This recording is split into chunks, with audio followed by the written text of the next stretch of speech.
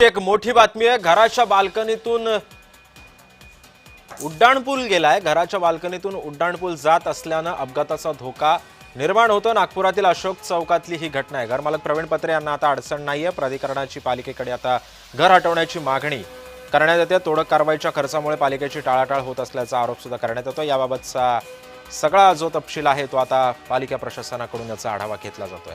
याचाच आढावा घेतला आमचे प्रतिनिधी तेजस मोहतुरे यांनी।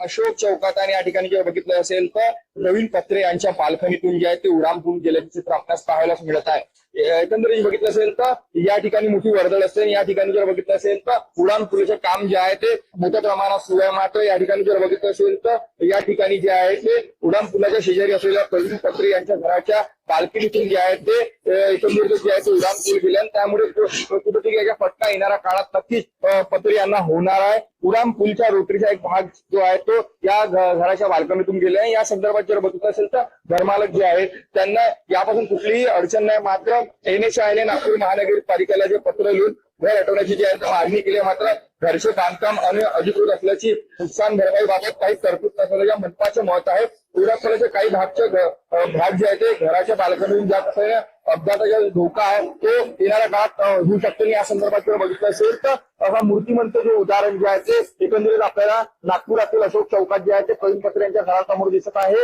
या ठिकाणी जर बघितलं असेल तर NHAI कुठल्याही प्रकारची या ठिकाणी जे आहे ते घर तोडलं नाही, मात्र बाल्कनीतून जे आहे ते यांच्या जे आहे ते उड्डाणपूल गेला, त्यामुळे भविष्यात याचा धोका होऊ शकतो। या संदर्भात महानगरपालिकेने सुद्धा पावले उचललेली आहेत। तेजस मोहतुरे, जय महाराष्ट्र न्यूज, नागपूर।